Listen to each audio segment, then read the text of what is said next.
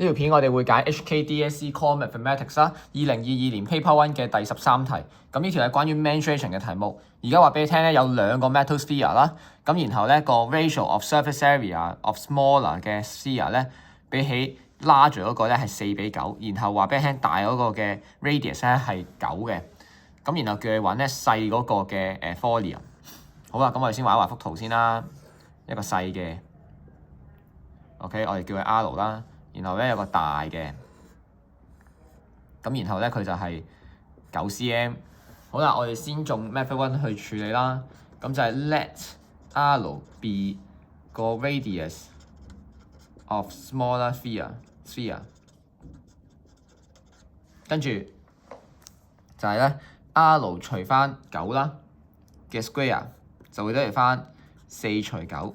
因為咧 length 嘅比例咧嘅 square 就會等於翻 area 嘅比例，所以咧 R 咧呢一度撳翻機2除3乘9啦，所以出嚟係6嘅。R 咧就係6啦，咁所以我哋可以計到 volume 啦。咁就會係4/3 派6嘅3次方啦。咁所以咧就係6嘅3次方乘4除3啦，出嚟答案288派 cm 3次。好，呢個就係我哋嘅 method 1啦。咁 method 2咧，我會點做咧？我哋直接可以用 ratio 去處理。咁就係咧4/3 派乘以9嘅3次方先。綠色呢個部分咧就係計緊大嗰個嘅volume。咁然後咧，我哋就會諗啦，究竟 volume 咧同埋呢一個嘅 area ratio 嘅比例係乜嘢咧？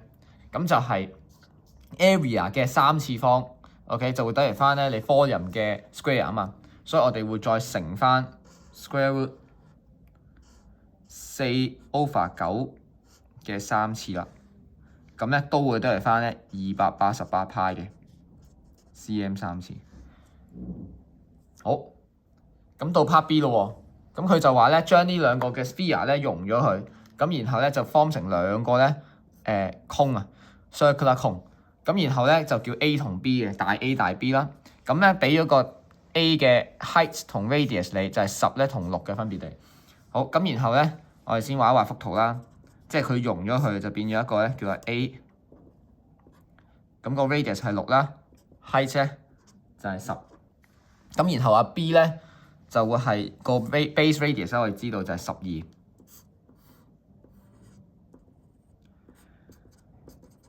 好，然後佢問你咧，有個學生話啦 ，A、B 係咪 similar 咧？咁樣，咁所以咧我哋可以計翻 B 嘅 volume 先啦，然後咧再睇 volume ratio 比起咧 base radius 嘅 ratio 3次方佢哋係咪一樣啦？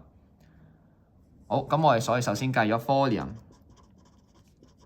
of B 先啦，咁就會係4/3 派9嘅3次方，再加288派啦。呢兩個就係兩個 sphere 嘅 volume 啦。然後減翻啊 A 個 volume 就係1/3 派6嘅 square 乘10。然後撳機，咁所以咧就係4除3啦，乘以9嘅3次，加288減1/3乘以6嘅 square 再乘10，出嚟答案1140。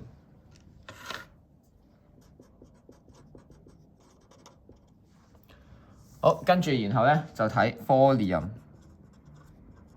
of B 除翻 volume of A 啦，咁就係1140派啦，除翻1/3派6 square 乘以10。